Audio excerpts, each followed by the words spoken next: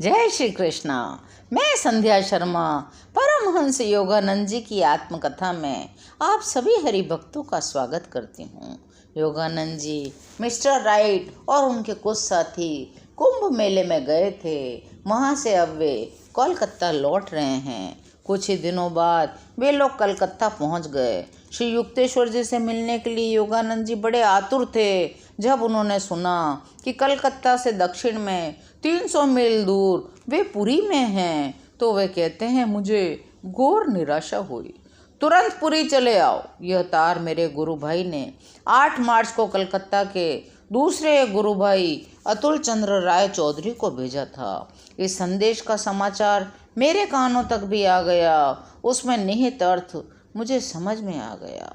मैं धम से घुटनों पर बैठ गया। भगवान से अपने गुरु के प्राणों की भिक्षा मांगने लगा। मैं ट्रेन पकड़ने के लिए पिताजी के घर से निकल ही रहा था कि मेरे अंतर में एक दिव्य वाणी सुनाई दी।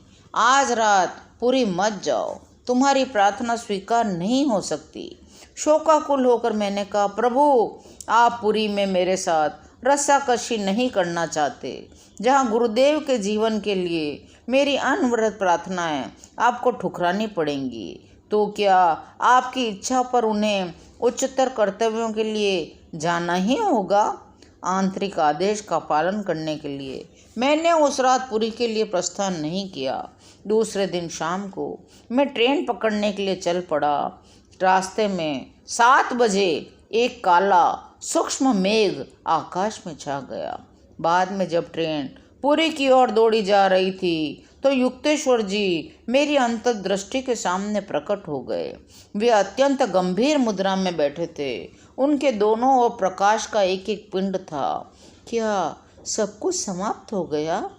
मैंने अपने हाथ ऊपर उठा दिए। उन्होंने सिर हिलाया और धीरे धीरे अदृश्य हो गए। दूसरे दिन सुबह पूरे स्टेशन के प्लेटफॉर्म पर मन में झूठी आशा लिए मैं खड़ा था। तभी एक अनजान व्यक्ति मेरे पास आया। मुझसे बोला, आपने सुना है आपके गुरुदेव चले गए। मुझे कभी इस बात का पता नहीं चल पाया कि वह अनजान व्यक्ति कौन था और उसे कैसे मालूम हुआ मैं उस समय कहाँ मिलूँगा। मैं सन्न रह गया। प्लेटफॉर्म की दीवार का सहारा लेना पड़ा। मुझे समझ में आया, गुरुदेव नाना उपायों से वह हृदय विदारक समाचार मेरे पास पहुंचाने की चेष्टा कर रहे थे। मेरे अंतर में प्रचंड विद्रोह धधकने लगा। मेरी आत्मा मानो ज्वालामुखी बन गई। आश्रम पहुंचते पहुंचते मैं लगभग पूरी तरह टूटने के कगार पर पहुंच चुका था। आंतरिक वाणी बार बार प्यार से मुझे समझा रही थी, धीरज रखो, शांत हो जाओ। मैंने आश्रम के उस कमरे में प्रवेश किया जहां पद्मासन में बैठा गुरुदेव का निष्प्राण शरीर अकल्पनीय रूप से जीवंत लग रहा था। अभी भी शरीर पूर्णतः स्वस्थ और सुंदर था। मैं उस प्रिय शरीर को क्यों न देखता। मुझे विश्वास ही नहीं हो रहा था कि उसमें से प्राण निकल गए थे। उनकी त्वचा अभी भी स्निग्ध थी, मुलायम थी। चेहरे पर शांति के सुंदर भाव थे। अंतिम रहस्यमय बुलावे के समय उन्होंने सचेत रहते हुए अपना शरीर छोड़ दिया था। शोक विहल होकर मैं चीख उठा, बंगाल का सिंह चला गया। 10 मार्च को मैंने उनका अंतिम संस्कार किया। पूरी आश्रम के उद्यान में सन्यासियों की प्राचीन परंपरानुसार श्री युक्तेश्वर जी के पार्थिव शरीर को समाधि दी गई। बाद में एक शोक सभा एकत्रित हुई। 81 वर्षीय स्वामी युक्तेश्वर जी गिरी महाराज के महाप्रयाण के उपलक्ष्य में पुरी में 21 मार्च को भंडारा संपन्न हुआ। उनके अनेक शिष्य पुरी में एकत्रित हुए। स्वामी महाराज की गणना भगवत गीता के महानतम टीकाकारों में होती थी। भगवत गीता अन्य शास्त्रों की उनकी व्याख्या प्राच्य और पाश्चात्य दोनों दर्शनों पर श्री युक्तेश्वर जी के प्रभुत्व का प्रमाण देती है। ऐसे महापुरुष के देहावसान से भारत की बहुत बड़ी हानि हुई है। जिन्हें उनके सानिध्य का लाभ प्राप्त हुआ था, वे ही भारत की सच्ची संस्कृति और साधना का उत्तरोत्तर विकास करें। मैं कलकत्ता लौट आया। रामपुर आश्रम का जाने का साहस अभी हो नहीं रहा था। मैंने युक्तेश्वर जी के बाल शिष्य प्रफुल्ल को कलकत्ता में ही बुला लिया। प्रफुल्ल ने फिर मुझे बताया, उस दिन सुबह जब आप कुंभ मेले में जाने के लिए निकल गए तो गुरुदेव धप्प से दीवान पर बैठ गए और कहने लगे, योगानंद चला गया, योगानंद चला गया, मुझे उसे किसी और प्रकार से बताना पड़ेगा। और फिर वे घंटों मौन बैठे रहे।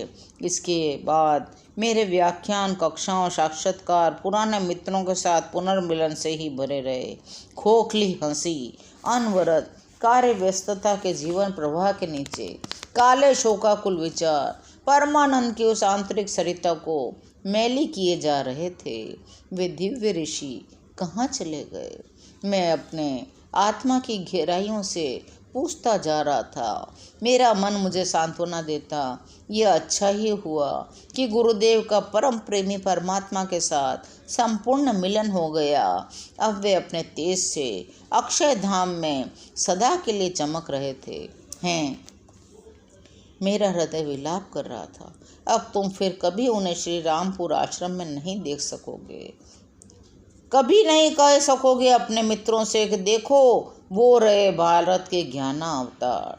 श्री राइट ने जून के प्रारंभ में ही हम लोगों के पश्चिम जाने के लिए मुंबई से जहाज़ पकड़ने की सारी व्यवस्था कर दी थी। एक पखवाड़े तक कलकत्ता में विदाई भोज और व्याख्यानों का सिलसिला चलता रहा। उसके बाद मिस ब्लेज, श्री राइट अपने फोर्ड कार से मुंबई के लिए निकल पड़े। वहां पहुंचने पर जहाज़ के अधिकारियों ने हमें अपनी यात्रा करने के लिए कहा, क्योंकि उस जहाज़ पर कार के लिए कोई जगह नहीं थी। हमें तो यूरोप में फिर उसकी आवश्यकता पड़ने वाली थी। कोई बात नहीं, मैंने खिन्न मन से श्री राइट से कहा, मैं एक बार फिर पुरी जाना चाहता हूँ। अपने आंसुओं से फिर एक बार अपने गुरुदेव की समाधि का अभिषेक कर लेना चाहता हूँ। आज की कथा यहीं विश्राम लेती है। शेष कथाओं को सुनने के लिए चैनल को सब्सक्राइब करिए और मेरे साथ प्रेम से बोलिए।